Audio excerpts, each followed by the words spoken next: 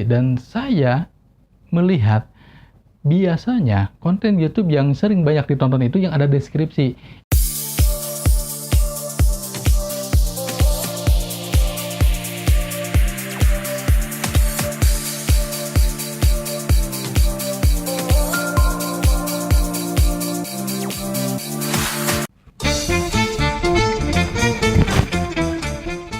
Halo, Assalamualaikum warahmatullahi wabarakatuh.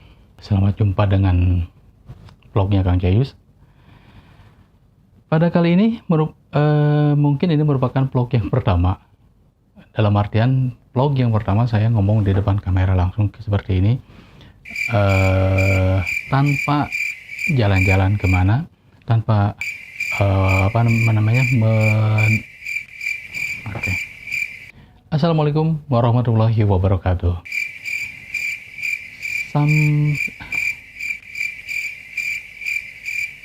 Selamat jumpa.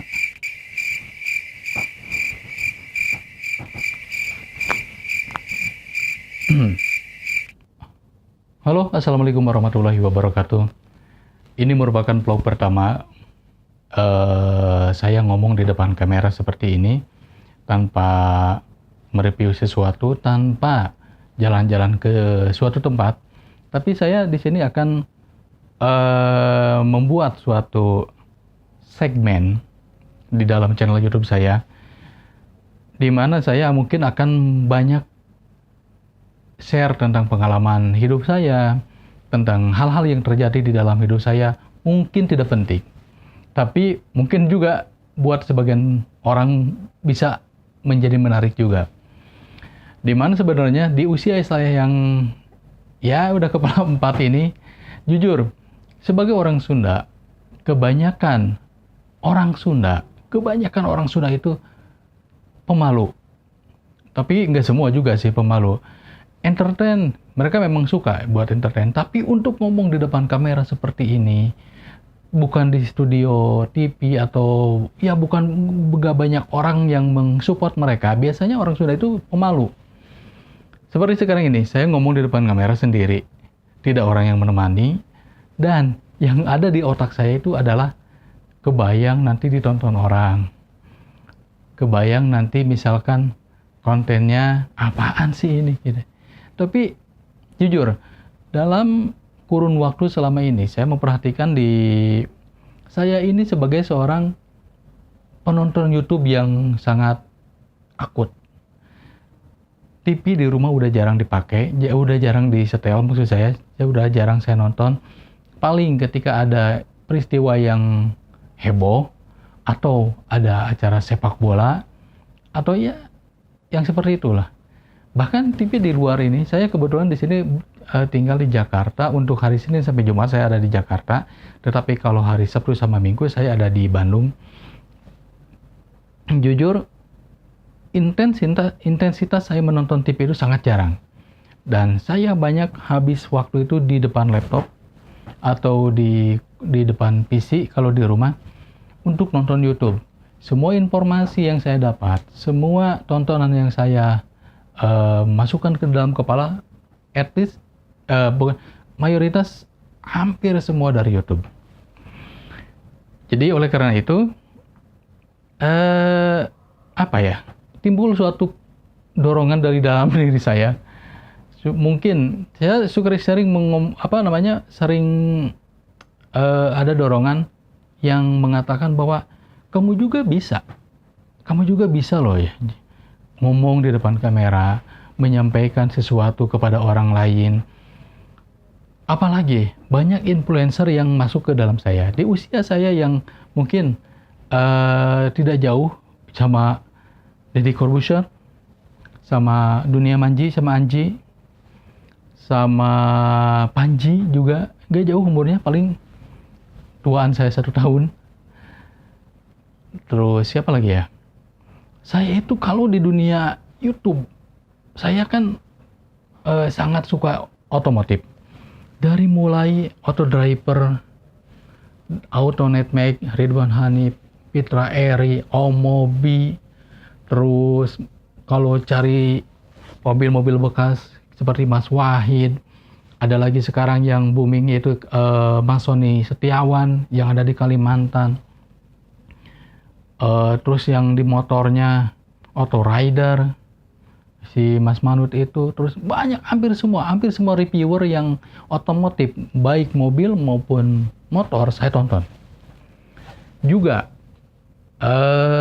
kalau di dalam ceramah, video-video ceramah, saya nonton semua. Mulai dari Ustadz Adi Hidayat, terus ada Ustadz Abdul Somad, Ustadz Piranda, terus Ustadz Sapik, Ustadz Khalid Basalama, Pak Aam Amiruddin, terus Habib Rizik juga saya tonton. Hampir semua yang ceramah-ceramah di YouTube saya tonton. Buya Yahya juga, Kiai Idrus Romli, semua banyak. Dari semua ormas, dari semua mazhab saya tonton. Dan inputnya bagus sekali ke hati kita, ke otak kita, ke pembendaharaan ilmu buat kita. Di dunia lainnya juga, maksudnya di hal-hal yang lain, selain otomotif, ceramah, terus bahkan YouTube kayak anak-anak muda yang yang di bawah saya umurnya, yang mereka jujur, kalau saya itu tidak sanggup untuk ngomong di depan kamera, di depan umum, yo jumpa lagi sama saya. Jujur, saya itu bukan saya, tapi saya tonton mereka. Saya tonton dan saya salut kepada mereka. Dengan apa? Dengan keberanian mereka dan pencapaian mereka. Ternyata untuk sebuah kesuksesan itu diperlukan pengorbanan dan pembiasaan diri.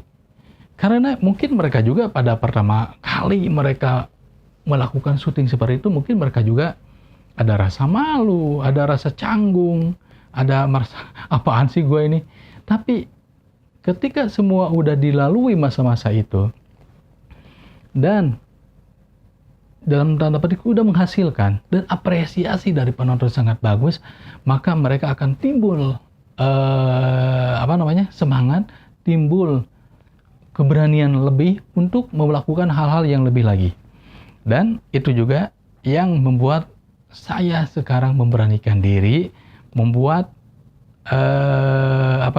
membuat video konten di YouTube saya.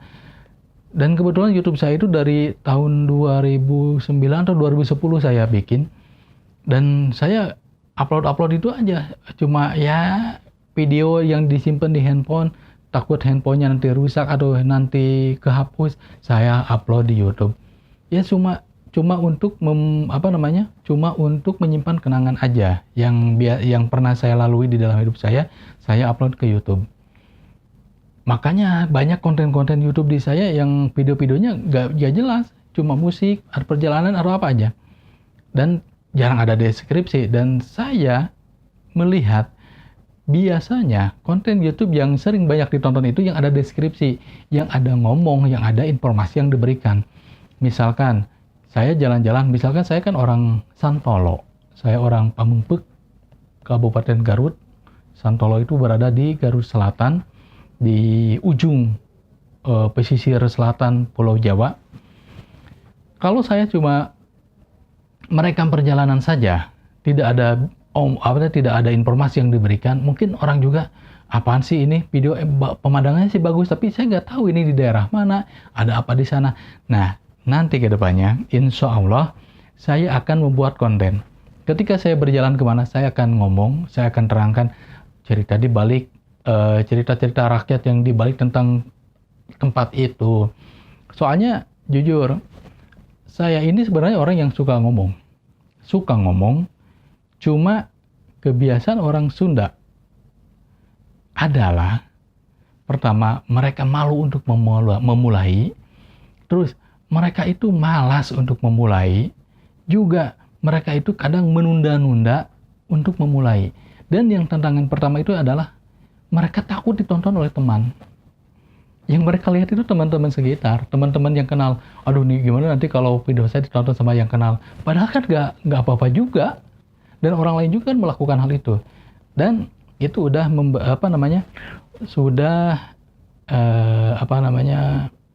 saya udah meniatkan diri, oke, dari sekarang ini, saya akan mencoba untuk berbicara di depan kamera dan saya upload di channel YouTube saya.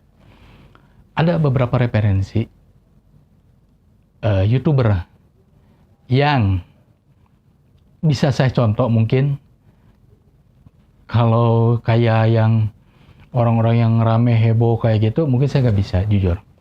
Tapi ada referensi beberapa orang YouTuber yang dekat-dekat dengan karakter saya. Panji misalnya. Terus Anji. Kalau kayak Deddy Corbuzier, jujur saya nggak bisa. Walaupun emosinya kadang saya ada kayak Deddy Corbuzier, tapi saya untuk di depan kamera ngomong kayak ini, saya belum bisa. Mungkin kalau Anji itu dekat dengan karakter saya. So, itu video pertama saya.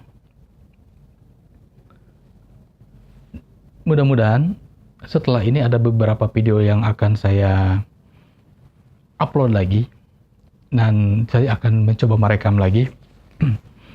Termasuk nanti ada segmen yang ngomong bahasa Sunda. Yang khusus ngomong bahasa Sunda. Soalnya, jujur, saya itu dari dulu kan concern di budaya Sunda juga.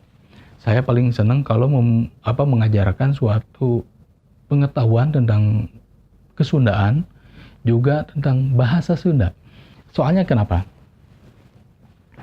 Banyak video-video yang ada di YouTube yang kontennya menggunakan bahasa Sunda, banyak di sana bahasa Sunda yang dipakainya itu bahasa Sunda dengan undak-usuk bahasa yang salah. Tapi saya tidak menyalahkan. Soalnya saya ingat dulu perkataan Kang Ibing almarhum yang mengatakan jangan larang dulu mereka untuk mengucapkan bahasa daerah, bahasa Sunda yang salah. Gak apa-apa, yang penting mereka mau aja dulu. Nah, nanti ada segmen, mungkin saya akan kasih judul Koropak Kang Jayus. Koropak itu laci. Ya, laci yang di meja itu koropak Kang Jayus. Oh iya, mungkin ada orang yang bertanya, Kang Jayus apa sih? Saya itu menggunakan nama Jayus semenjak saya sekolah di STM. Dulu saya STM negeri. Pernah kenalan dengan seorang perempuan dan membaca nama saya panjang, Jajang Yopiandi Udung Suparman. Nah, sama seorang cewek itu, kepanjangan katanya, udah aku singkat aja jadi Jayus. Dan saya enak banget dari semenjak STM itu, ya kalau sekarang jadi SMK namanya, SMK Negeri 2 Garut. Semenjak itu tahun 96 itu saya menggunakan nama Jayus, baik di Facebook maupun di media sosial yang lain saya menggunakan Jayus. Oke, mungkin sekian dulu video singkat awal tentang perkenalan saya. Insya Allah setelah ini bakal ada video-video yang lainnya tentang perjalanan, tentang cerita-cerita, termasuk mungkin kalau saya di YouTube-nya Raditya Dika ada segmen paranormal experience. Mungkin nanti juga akan saya selipkan tentang cerita-cerita yang berhubungan dengan itu yang terjadi dalam hidup saya. Oke, biar nggak terlalu panjang perkenalannya, saya cukupkan dulu video kali ini dan sampai jumpa di video yang berikutnya. Wassalamualaikum warahmatullahi wabarakatuh.